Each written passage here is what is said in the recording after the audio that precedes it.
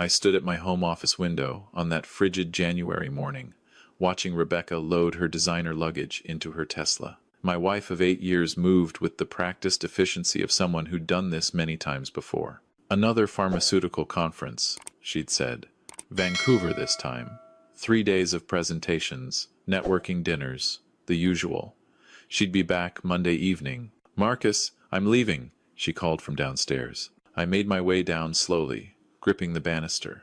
The chronic fatigue had gotten worse over the past 18 months. Some days, just walking down the stairs felt like climbing a mountain. My doctor, Dr. James Chen, Rebecca's colleague from the hospital, had run countless tests. Everything came back inconclusive. "Probably stress," he'd said. "Your architectural firm's been demanding lately. Maybe consider scaling back." Rebecca stood by the door, her auburn hair perfectly styled, her expression a careful mixture of concern and impatience. "Are you sure you'll be all right? I can ask Sarah to come check on you and Lily." "We'll be fine," I assured her. "Lily's been in her room for 3 years. Nothing's going to change in 3 days." Something flickered across Rebecca's face. Was it disappointment?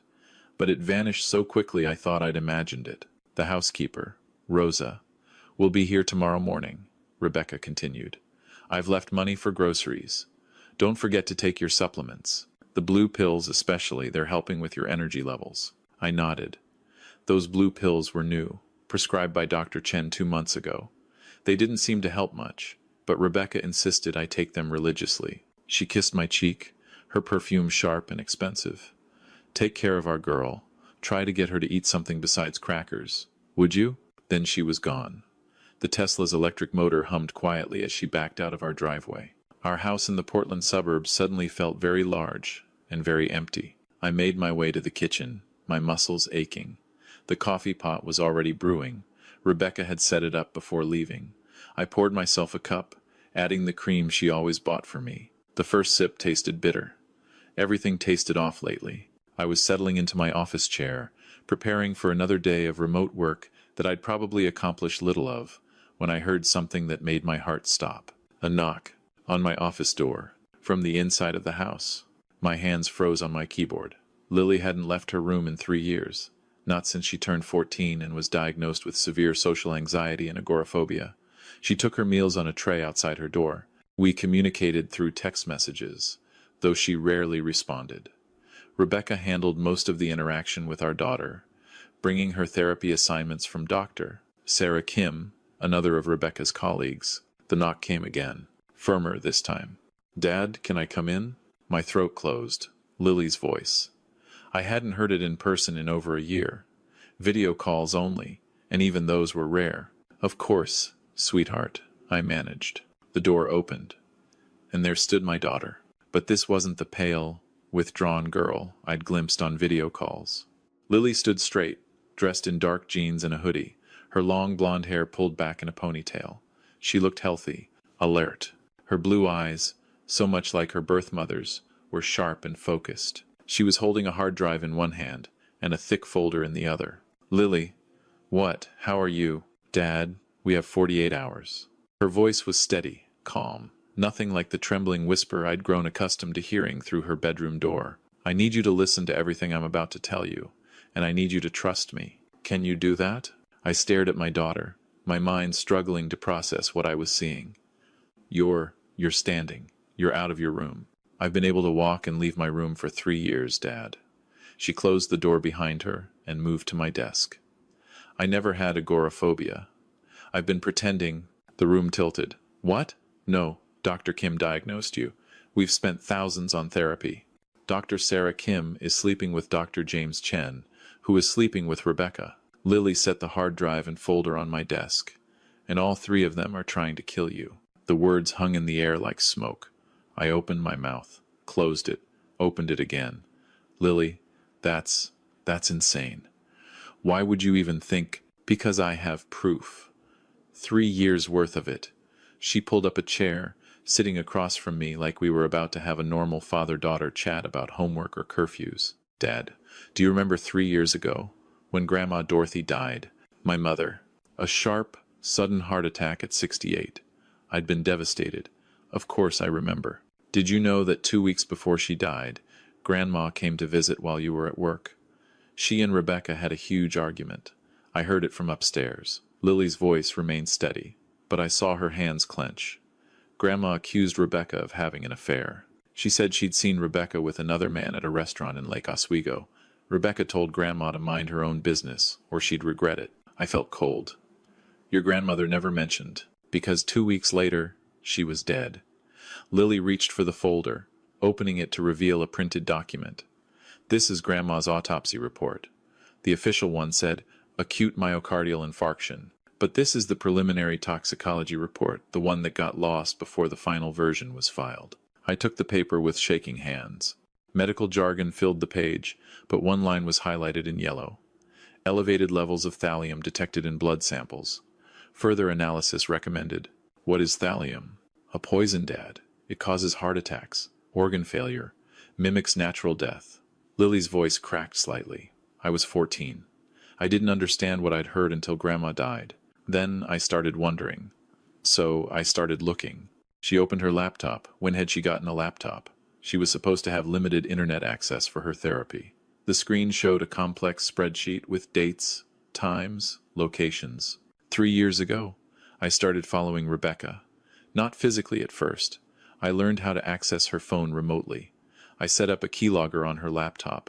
I taught myself digital forensics using library books. Rosa would pick them up for me during her shopping trips. Rosa knew about this? Rosa's known from the beginning. She's been helping me.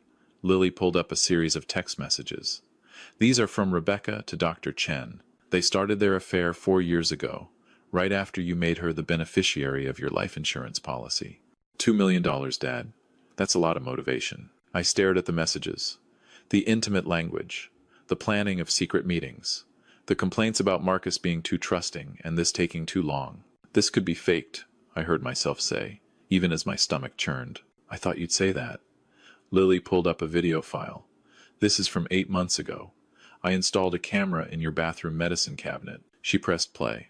The footage showed Rebecca entering our master bathroom, opening the medicine cabinet, and removing a bottle of supplements, my supplements. She pulled a small vial from her pocket and carefully added drops of clear liquid to the bottle, shaking it thoroughly before replacing it. My vision swam. Those blue pills, the ones Dr. Chen had prescribed, the ones Rebecca made sure I took every single day. What is she giving me? Thallium acetate in low doses. Slow poisoning. It causes the symptoms you've been having: fatigue, muscle weakness, mental fog. Eventually, it'll cause organ failure that'll look like natural causes, especially with Dr. Chen falsifying your medical records to show a history of declining health. I pushed back from the desk, stumbled to the small bathroom attached to my office, and vomited. When I came back, Lily was pulling up more files. I'm sorry, Dad. I know this is a lot, but we don't have time for you to process this slowly. Rebecca thinks I'm locked in my room, that you'll be weak and compliant until she gets back. But I need you functional. I need you to help me. Help you do what? My voice sounded hollow. Finish gathering evidence and take it to the police before she comes back. Lily's eyes met mine, and I saw something that broke my heart, a hardness that no 17-year-old should have. I've spent 3 years building this case. I have financial records showing Rebecca and Dr. Chen moving money into offshore accounts. I have recordings of them discussing how to stage your death. I have proof that Dr. Kim falsified my psychological evaluation to isolate me and make me an unreliable witness. But it's all circumstantial, without a few more pieces. What pieces? Rebecca keeps a safety deposit box at Columbia Bank. I know because I've been tracking her movements. I think she keeps physical evidence there, maybe the poison itself. Maybe documents about Grandma's death. We need to get into that box. How? We can't just break into a bank. We don't have to. Lily pulled out another paper. You're still married. Oregon is a community property state. You have a legal right to access any safety deposit box in both your names. I checked the box is listed under Marcus and Rebecca Thornton. You can request access. I stared at my daughter, this stranger who looked like my little girl but thought like a detective. Lily, when did you learn all this? For the first time, her composure cracked. Her eyes filled with tears. I was 14 years old when I figured out Rebecca murdered Grandma. I tried to tell you, but Rebecca was always there, always watching, always controlling everything you saw and heard. I knew if I accused her directly, she'd find a way to silence me. Dr. Kim would declare me delusional. They'd probably institutionalize me. She wiped her eyes roughly. So I made myself invisible. I pretended to have a breakdown. Let them think I was helpless, locked in my room, not a threat. And I learned. I read everything I could about forensic investigation, evidence collection, digital security. I taught myself how to be invisible while watching everything. You sacrificed 3 years of your life. I sacrificed 3 years to save the rest of yours. Her voice turned fierce. Dad, you're all I have left. My birth mom died bringing me into this world. Grandma was the only other person who really loved me. Rebecca married you for your money and your architect firm's connections. She's been playing the long game, and I'll be damned if I let her win.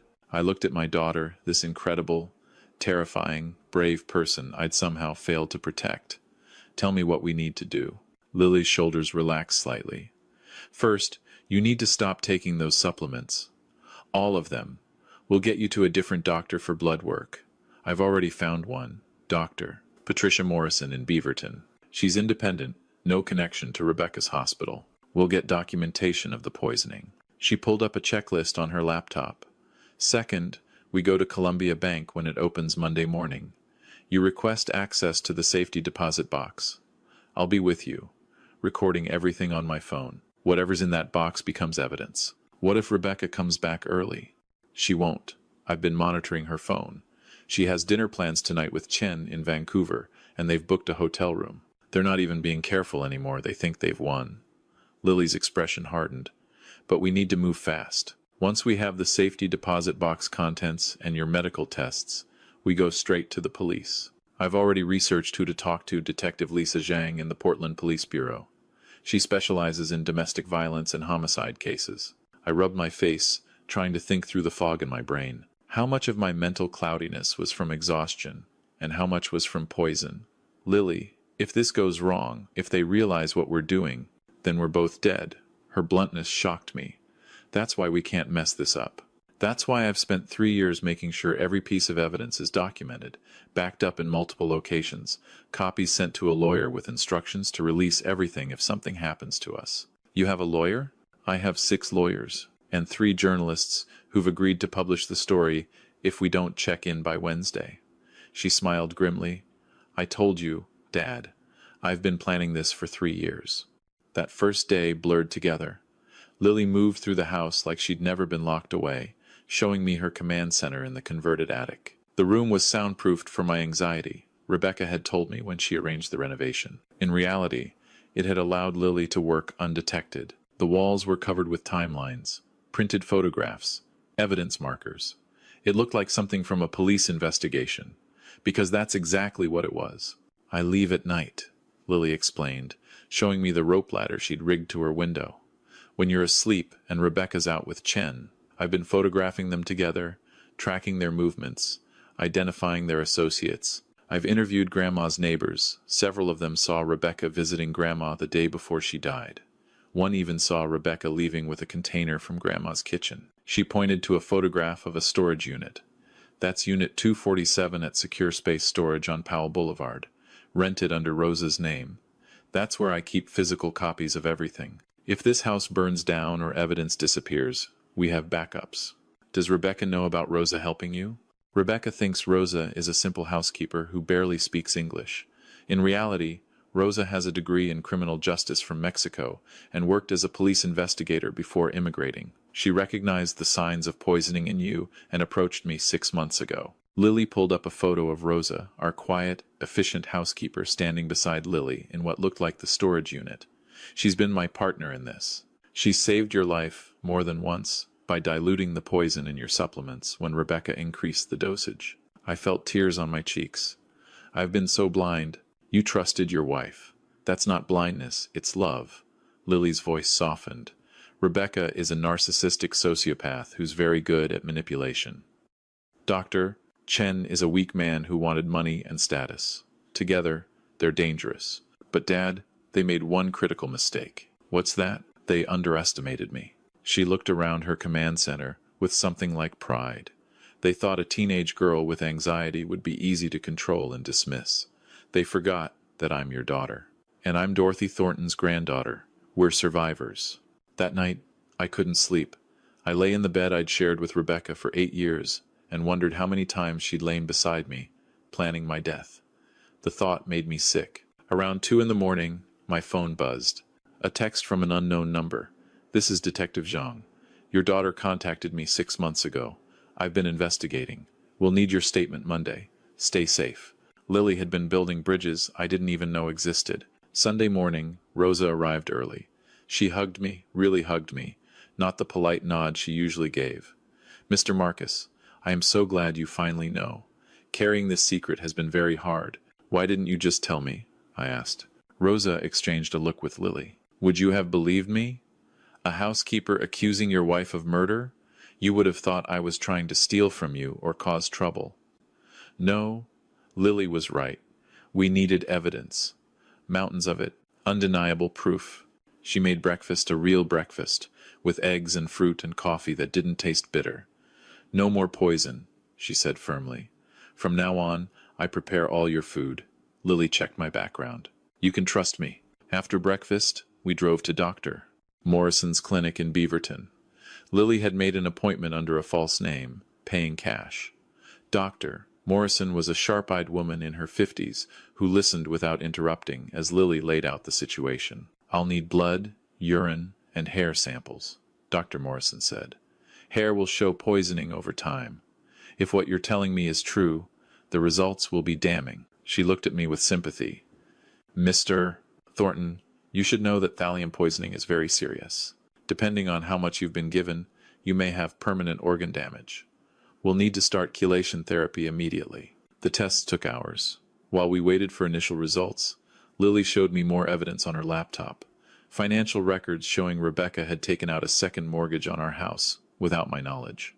Life insurance documents where my signature had been forged to increase the payout. Email exchanges between Rebecca and Chen discussing retirement in the Cayman Islands. "She's been planning to kill you for at least 2 years, Lily said quietly. "Maybe longer. She killed Grandma to stop her from exposing the affair. She's been killing you slowly to make it look like natural causes. And she's falsified my mental health record so I'll be institutionalized after you die, ensuring I can never inherit or challenge her. Why not just divorce me?" "Because you have a prenup. If she divorces you, she gets almost nothing. If you die, she gets everything: your life insurance, your half of the house, your share of the architecture firm, your retirement accounts. And as my legal stepmother, she'd control my inheritance from you until I turned 25. That's another 8 years for her to treat my mental illness and potentially have me declared incompetent." The coldness of it took my breath away. "She's been planning to destroy both of us." "Yes, but she forgot that I'm smarter than she is." Lily's smile was sharp. "And I have something she doesn't. I actually love you." Dr. Morrison returned with preliminary results. Her face was grave. "Mr. Thornton, you have dangerously high levels of thallium in your system. You're lucky to be alive. Much longer, and you would have experienced complete renal failure. We need to start treatment immediately." She handed me a printed report. "This is your evidence. I'm also filing a mandatory report with the Oregon Health Authority and the police. This is attempted murder." That night, Rosa stayed at the house with us. She slept in the guest room with a baseball bat beside the bed. Lily set up motion sensors at all the entrances and gave me a panic button that would alert Detective Zhang if we needed help. Rebecca's last call to the house was at 6 p.m., Lily reported, monitoring Rebecca's phone. "She and Chen are having dinner at some expensive restaurant. They're celebrating." Her text to him said, "By this time next week, we'll be free." I felt rage bubble up. How can someone be so evil? "Because she doesn't see you as a person," Lily said. "You're an obstacle, a means to an end. People like Rebecca don't feel empathy the way normal people do." Dr. Kim is the same way she falsified my records for money and access to Chen's pharmaceutical connections. They're all users. Monday morning arrived. I dressed in my best suit Lily had insisted. "You need to look competent and credible," she'd said. "Not like a sick man who's confused. Look like the successful architect you are." We arrived at Columbia Bank at 9 a.m. sharp. I approached the desk with my ID and marriage certificate. "I need to access my safety deposit box, please." The bank officer checked her records. "Box 2847. Under Marcus and Rebecca Thornton? That's the one. I'll need to verify your identity. She checked my driver's license, asked security questions, confirmed my signature. Lily stood slightly behind me, her phone recording everything at an angle the bank officer couldn't see. We were led to the vault. The bank officer used her key and indicated I should use mine. I don't have a key, I said. My wife manages our box. That's all right. We can drill it open. There's a fee. That's fine. 20 minutes later, the box was open. The bank officer left us alone in the private viewing room, standard procedure. The moment the door closed, Lily began documenting everything with her phone's camera. Inside the safety deposit box was a horror show. A ledger recording payments to someone named Victor Martinez, with dates and amounts. Beside each date was a name: Dorothy Thornton, Paul Richards, Samuel Kim. Paul Richards was Rebecca's first husband, I said, my voice shaking. He died of a heart attack 5 years ago. That's when she inherited his money to invest in my firm. And Samuel Kim was Dr. Sarah Kim's husband, Lily said, her face pale. He died last year. Sudden heart failure at 42. She inherited his medical practice. There were also vials, small, pharmaceutical-grade containers labeled with chemical formulas. And photographs: Rebecca with Chen, Rebecca with Dr. Kim, all three of them together at what looked like a celebratory dinner. And at the bottom, a burner phone. Lily turned it on. The message history was horrifying. Detailed discussions of my treatment plan, updates on my declining health, complaints that I was taking too long to die. And most damning, Victor says he can make it look like a suicide if the poison doesn't work soon. But that's messier. Let's give it 2 more months. Victor Martinez is a hitman, Lily said, screenshotting everything. I've been tracking him for a year. He's connected to 6 suspicious deaths in Oregon and Washington. We boxed everything carefully, maintaining the chain of custody that Lily had researched. Then we drove directly to the Portland Police Bureau and asked for Detective Zhang. Detective Lisa Zhang was a compact woman in her 40s, with sharp eyes that missed nothing. She'd clearly been waiting for us. Her office was already set up with recording equipment. Mr. Thornton, Lily, please sit down. I need you to start from the beginning. For the next 4 hours, we told her everything. Lily presented her evidence methodically: the digital files, the recordings, the photographs, the financial documents. I gave my medical records and blood test results. We presented the contents of the safety deposit box. Detective Zhang's expression grew darker with each revelation.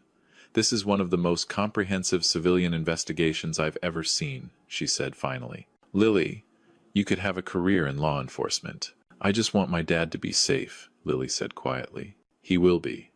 Zhang picked up her phone. I'm calling the DA right now.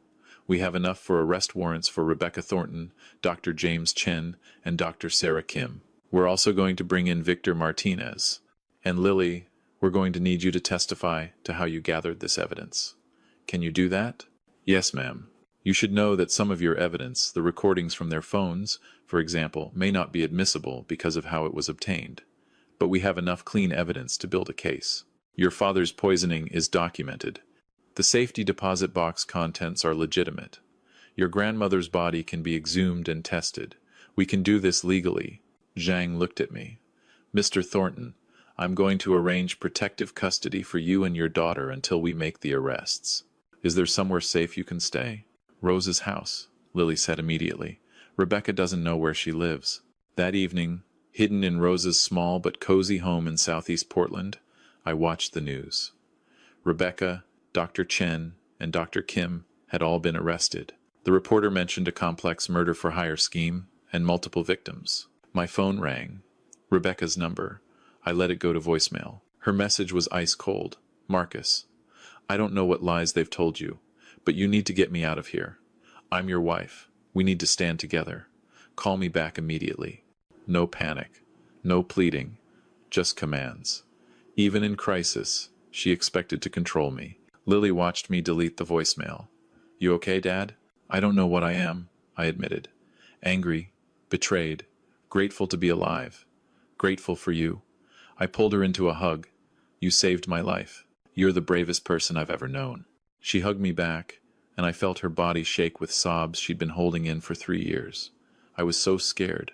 Every day, I was scared she'd kill you before I could stop her. I was scared you wouldn't believe me. I was scared she'd find out what I was doing and hurt you faster. It's over now. You did it. Not yet, she said, pulling back and wiping her tears. We still have to testify. We have to make sure they go to prison forever. The trial took place 6 months later. The prosecution had built an overwhelming case. My mother's body had been exhumed, thallium poisoning confirmed. Paul Richards' death was reopened, also poisoning. Samuel Kim's death poisoning. 3 murders, 1 attempted murder, fraud, conspiracy. The prosecution called me first. I testified about my marriage to Rebecca, my declining health, the supplements I'd been given. Medical experts testified about thallium poisoning and how it mimicked natural illnesses. Then Lily took the stand. She was 18 now, legally an adult. She'd spent the last 6 months working with a trauma therapist, dealing with the PTSD from her 3-year ordeal. But when she sat in that witness box, she was steady and clear. She walked the jury through her investigation step by step. She explained how she'd taught herself digital forensics, how she'd documented everything, how she'd built a case that even seasoned detectives admired. The jury was riveted. The defense tried to discredit her, claiming she was mentally ill, that her evidence was fabricated, that she'd hacked systems illegally. But Detective Zhang testified that she'd independently verified every piece of evidence. The safety deposit box contents spoke for themselves. My poisoning was medically documented. And then the prosecution played the recordings from the burner phone. Rebecca and Chen discussing my death in callous, mercenary terms. Dr. Kim laughing about falsifying Lily's diagnosis. All 3 of them planning how to spend the insurance money. The jury deliberated for 3 hours. Rebecca Thornton, guilty on 3 counts of murder, 1 count of attempted murder, fraud, conspiracy. Sentence: life without parole. Dr. James Chen, guilty on 3 counts of conspiracy to commit murder, attempted murder, fraud. Sentence: 35 years. Dr. Sarah Kim, guilty on conspiracy, fraud, falsifying medical records. Sentence: 20 years. Victor Martinez, the hitman, took a plea deal and received 40 years in exchange for testimony against his employers. The courtroom erupted. I held Lily as she cried not from sadness but from relief. 3 years of carrying this weight alone, and finally, justice. A year has passed since the trial. Lily is in college now, studying forensic psychology at Portland State University. She's in therapy twice a week, working through the trauma of her isolation and the burden she carried. She has friends for the first time in years, real friends who know her story and admire her courage. I've recovered physically. The chelation therapy removed most of the thallium from my system, though I still have some nerve damage that causes occasional weakness. It's a small price to pay for my life. My architecture firm survived the scandal. Several of Rebecca's fake decisions were reversed, and were more successful than ever. I've hired Rosa as my office manager. Her skills were wasted on housekeeping, and she's brilliant at organization and management. The victims' families received restitution from Rebecca's assets. My mother's name was cleared. No one believes anymore that her death was from natural causes. Paul Richards' family finally has closure. Samuel Kim's family has peace. I've started dating again, though very slowly and carefully. Trust doesn't come easily after what I experienced. But I'm learning. Lily and I are closer than we've ever been. Every Sunday, we have dinner together, just the 2 of us. We talk about her classes, her dreams of working for the FBI's Behavioral Analysis Unit, my projects at work, normal parent-child conversations that we lost for 3 years. Sometimes I look at her and still can't believe what she did. At 14 years old, when most kids were worried about homework and social media, she was building a murder investigation. She sacrificed her adolescence dances, dates, friendships, normalcy to save my life. She's the hero of this story, not me. If there's anything I've learned from this nightmare, it's this: trust, but verify. Love doesn't require blindness. I trusted Rebecca completely and never questioned the narrative she built around our lives. I let her control my medical care, my daughter's treatment, our finances. I aborted my responsibility as a parent and partner by assuming good intentions. Real love is built on transparency and accountability. It's okay to ask questions. It's okay to verify information. It's okay to trust your instincts when something feels wrong. And if you see someone isolating you from family, controlling your access to information, or making you doubt your own perceptions, those are warning signs. Coercive control is real, and it's a form of abuse that often precedes physical violence. To anyone reading this who feels foggy, tired, controlled, or manipulated, please get a second opinion. See a doctor your partner doesn't recommend. Talk to a friend your partner hasn't vetted. Trust yourself. And to parents, listen to your children. Really listen. Lily tried to tell me something was wrong, and I missed the signals because I was so focused on my own life and trusting my wife. Children see things adults miss because they haven't learned to make excuses for bad behavior yet. I'm grateful every day for my daughter's intelligence, courage, and love. She could have let Rebecca succeed and inherited everything herself. Instead, she spent 3 years in isolation to save me. That's the truest love I've ever known. We survived, and we're teaching others to recognize the signs we missed. So maybe, just maybe, we can prevent this from happening to another family. Because the most dangerous monsters aren't strangers in dark alleys. They're the ones who sleep beside you, who know your weaknesses, who have your trust, and the only defense against them is awareness, vigilance, and the courage to speak the truth even when everyone else believes the lie.